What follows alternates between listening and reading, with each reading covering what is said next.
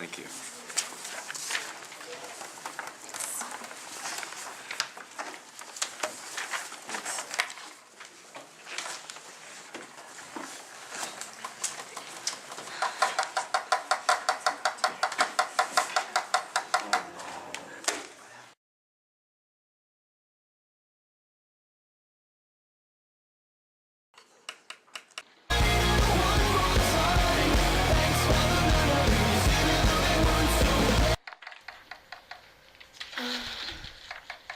How am I going to pass the finals?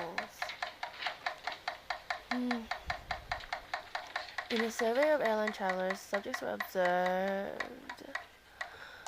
When was the last time I slept? Wait, what?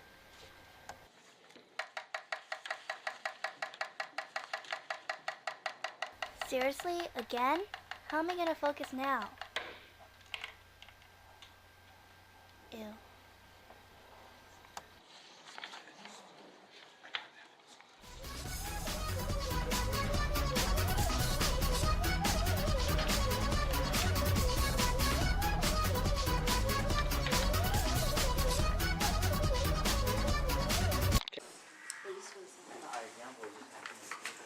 Hi guys, you guys want to go study tomorrow at the library?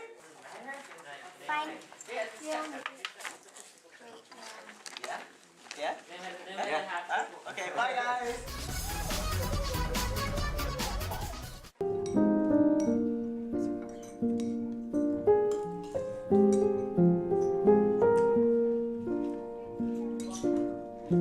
All around me are familiar faces, worn out places, worn out faces, bright and early for their daily races, going nowhere, going nowhere. Their tears are filling up their glasses, no expression, no expression. Hide my head, I wanna drown my sorrow. No tomorrow, no tomorrow. And I find it kinda funny, I find it kinda sad. The dreams in which I'm dying are the best I've ever had. I find it hard to tell you, I find it hard to take. When people run in circles, it's a very, very mad world. Mad world. Children waiting for the day they feel good. Happy birthday, happy birthday. And to feel the way that every child should sit and listen, sit and listen.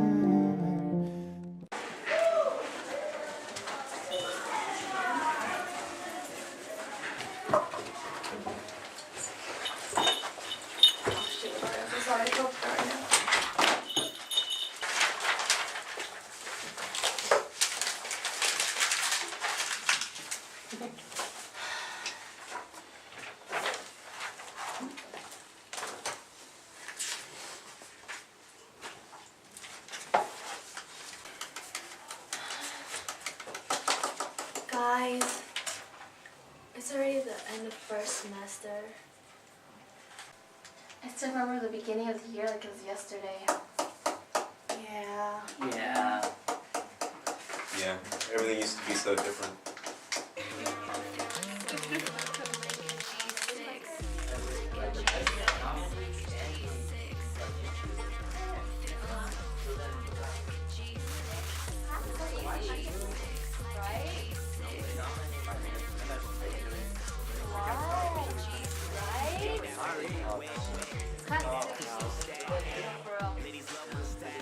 Alright guys, you guys like math?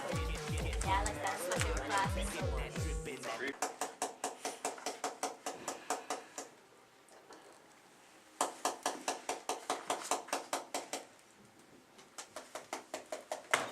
Can you stop tapping your pencil all the time?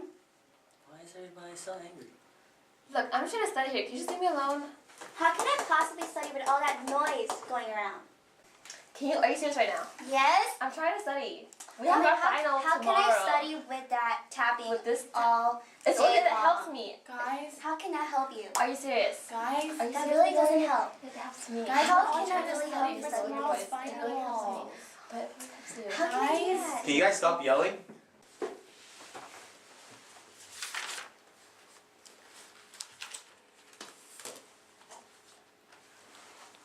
Does anyone know how to do 1.1? I forgot. No. Yeah, I do. You just... for example, of a categorical variable places an individual into a category, while quantitative places the gives the individual a numerical value. So for categorical, an example would be gender or race. And for quantitative, it would be age or income. What about this one? So let's say this side is going to be for the categorical, and this side is going to be the quantitative. Let's use the high school example. There are 4 years in high school. There's the freshman, the sophomore, the juniors, and the seniors. And the quantitative side is put 100, 200, 300, and 400. Let's say there are 100 freshmen and 200 sophomores and 300 juniors and 400 seniors. A bar graph shows a really clear example of how many numbers are in each category. Okay. So how do you do that? Example of pie chart. Since it's already heads and tails, let's use this example. So in a coin toss, you can only have heads or tails, right? So that gives it a 50-50 chance. And we would draw this in half, and this would be heads, this would be tails. Okay. Anything else? Yeah, there's a second paper. Example of a stem plot. For example, a stem plot, let's just put random numbers.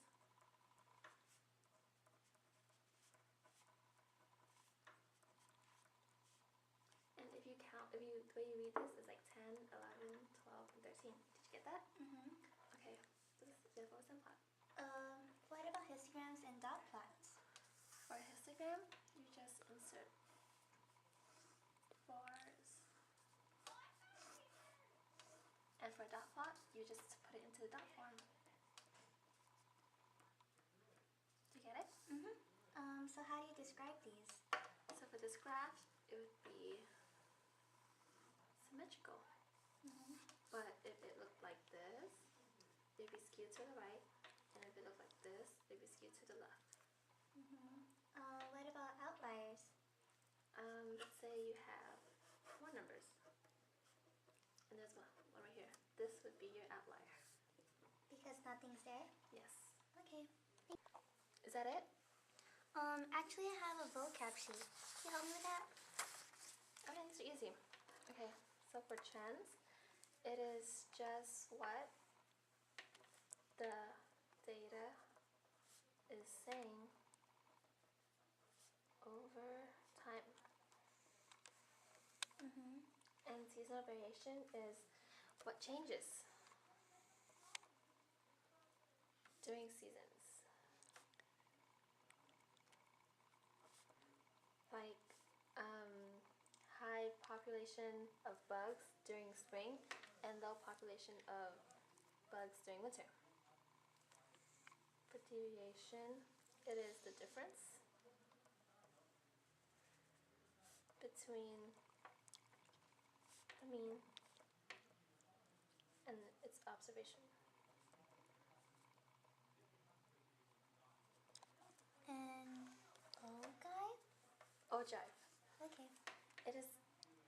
It tells us about the relative standing of an individual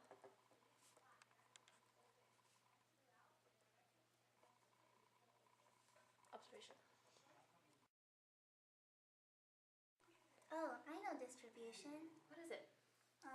It's a variable that describes what value the variable takes how after it takes. I mean often.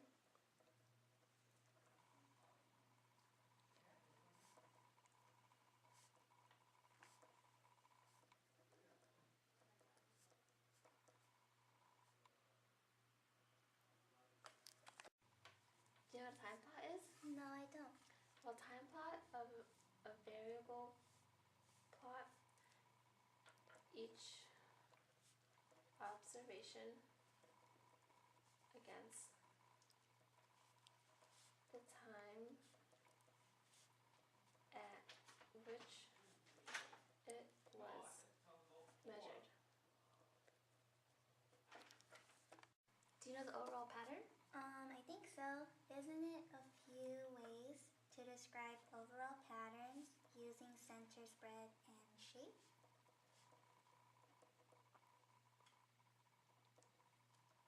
I think that's right. Yep. Center, spread. Is that all? Mm-hmm. Yeah, you get it now? Yeah, I think I do. Thanks. Mm-hmm.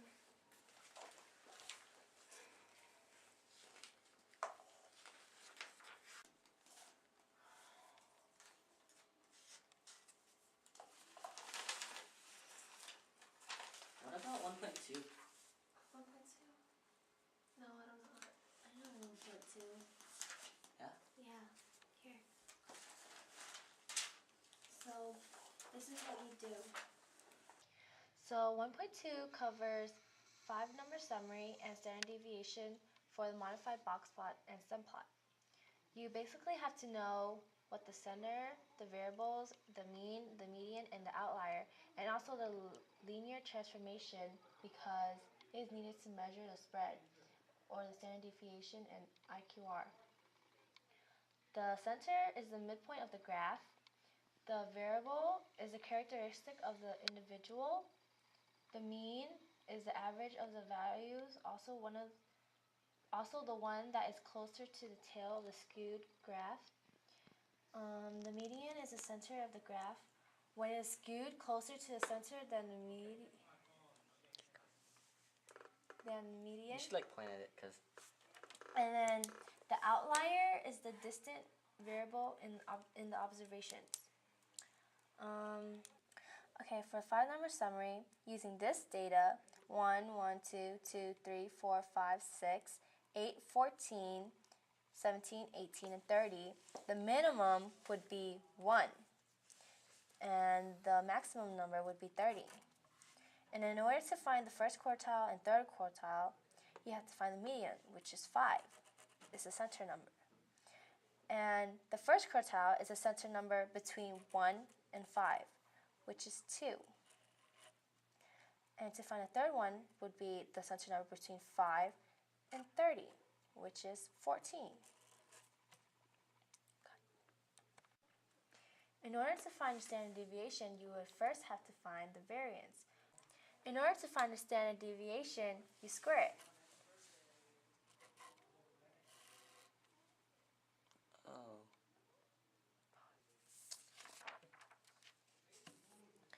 To plot the box plot using a calculator,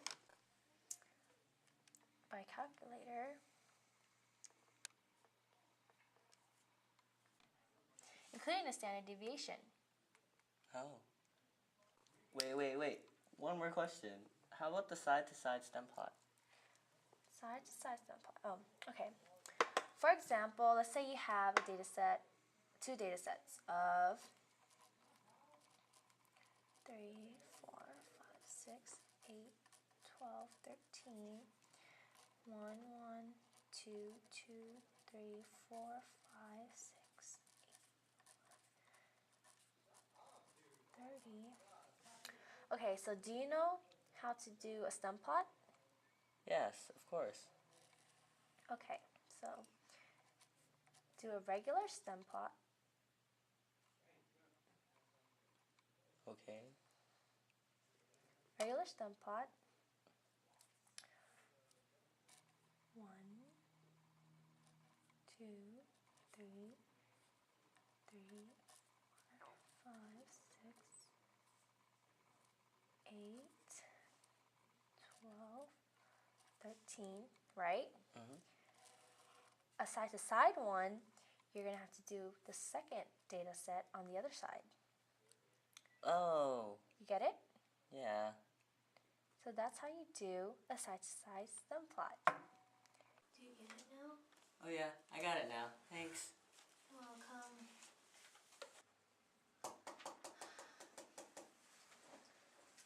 Does anyone know 7.1? No. No. I do. Okay, so this is how you do it. Okay, so a random variable is a variable whose value is a numerical outcome of a random phenomenon. One example would be x could be used to be a variable for a number, like x plus 3 equals 5. And a discrete random variable x is a random variable that has a countable number of possible values. And the probability distribution of x lists the values and their probabilities. This is a chart, for example, and there are two requirements for the probabilities. All of this added has to equal 1, and every probability is between 0 and 1. Oh, I get it now. Here's an example.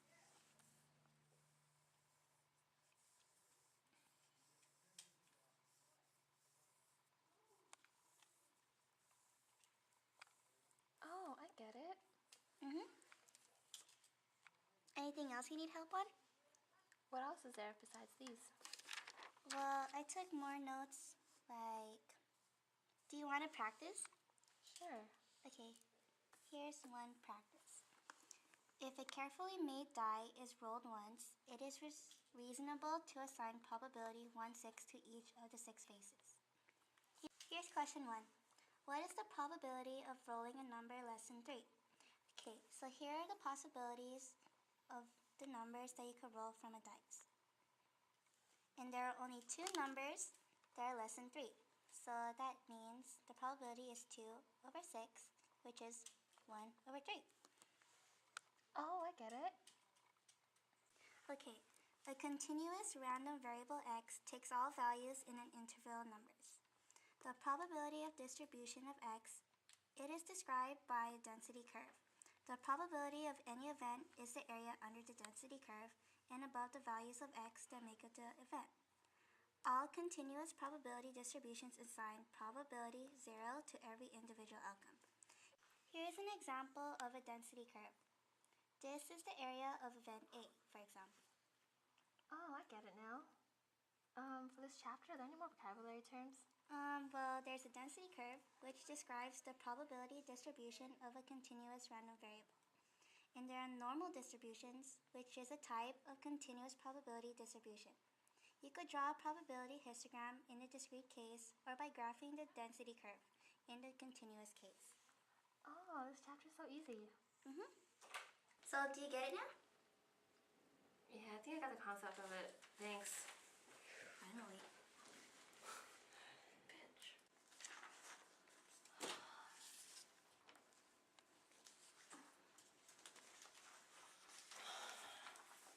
Does anyone know how to do 7.2? No. No, I don't. Yeah, I do. 7.2, there's several symbols that you need to know. First is the Greek symbol mu, which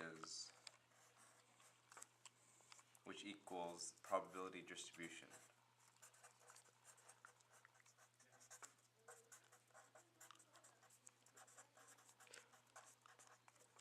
That's 1 point. Okay, got the for one. The next thing in 7.2 is the variance, which is this. To find it, you do x1 minus the mean squared times the probability of x1, plus x2 minus the mean squared times the probability of x2. And this is the equation in short form. The summation of xi minus the mean squared times pi. The next thing in 7.2 is the variance, which is this symbol.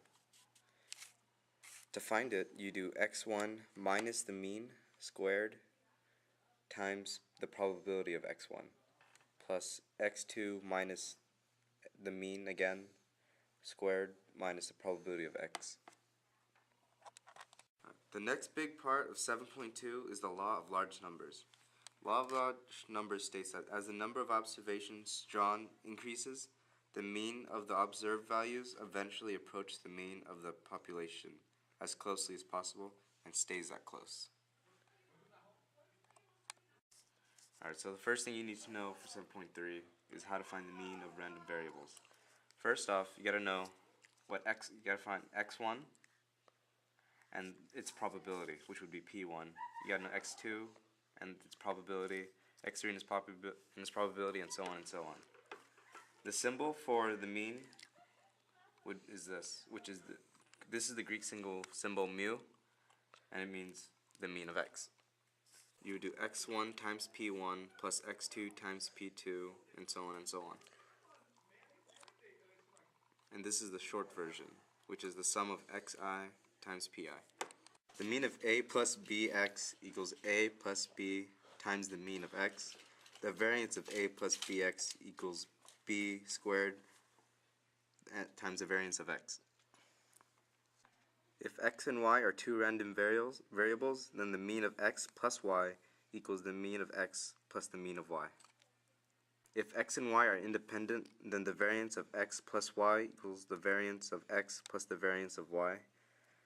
The variance of x minus y equals the variance of x plus the variance of y. Alright, if we look at the graph, we can see here is a number of observations, and here is the sample mean. The mean of the population is 64.5. Alright, so we see when there's one observation, we can see that the mean is not on the line. As more and more go, it gets farther and farther, but when we get a bigger number of observations, it slowly approaches the population mean until it can't get away from it. That's how you do it. Finally, I get